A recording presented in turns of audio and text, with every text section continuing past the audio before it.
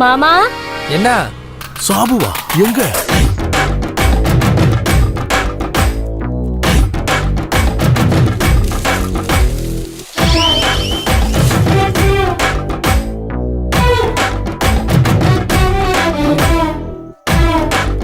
ஏய் சாபு, இந்த master plan யாரோடதுடா? எல்லாம் என் பொண்டாட்டியோட ஐடியா ஓ, தான். நீங்க சாதாரண பொண்ணு இல்ல, நீங்க ஒரு தெய்வ மங்கை. நான் இங்க வந்து ஒரு வாரம் தங்க போறேன். அப்ப எனக்கு இந்த விஷயம் எல்லாத்தையும் நீங்க சொல்லி கொடுக்கணும். என்ன? ஏய் தம்பி, போய் அக்காவோட பேக் எடுத்துட்டு வா. சாபு, நான் கிளம்புறேன்டா. இப்படி சொன்னா எப்படி அண்ணா? இன்னும் கொஞ்ச நேரம் இருந்து எங்க கூட சாப்பிட்டுட்டு தான் போகணும்.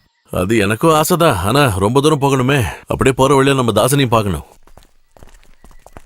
டேய், எங்களை பஸ் ஸ்டாப்ல டிராப் பண்ணு. நீ வர வேண்டாம்.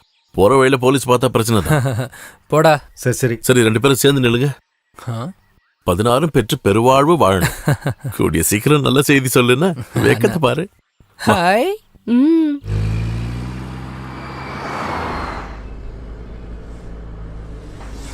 எனக்கு டிரைவிங்னா ரொம்ப பிடிக்கும்டா. நீங்க என்ன வண்டி வச்சிருக்கீங்க? வண்டியா?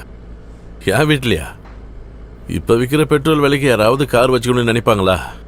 சில பேர் பந்தா காட்டணும்னு நினைப்பான். அவன் வேணா ஒரு காரை வாங்கி வீட்டுல நிறுத்தி வச்சிருப்பான். நமக்கு வண்டியை ஓட்டணும்னு தோணுச்சுன்னா அதுல ஒரு காரை ஆட்டையை போட்டு அதை எடுத்து ஓட்டணும். அப்புறம் பெட்ரோல் காலியானதுக்கு அப்புறம் அதை ரோட்டோரமா நிறுத்திட்டு அங்க இருந்து நடந்து போகணும். அதுதான் எனக்கு கிடைக்கிற அப்போதைய சந்தோஷம். அந்த திருடு போன வண்டியை கண்டுபிடிக்கிறது போலீஸ்காரனோட சந்தோஷம். காணாம போன வண்டி திரும்ப கிடைச்சது அந்த ஓனருக்கு சந்தோஷம். அப்படி எத்தனை பேருக்கு சந்தோஷம் கிடைக்குது? நாம காசு கொடுத்து வண்டி வாங்கினா இந்த சந்தோஷம் யாருக்காவது கிடைக்குமா? இல்ல. அதனாலதான் நான் எப்பவும் மூலக்காரன்னு சொல்லுவாங்க. டேப்லெட் சாப்பிட்டியா?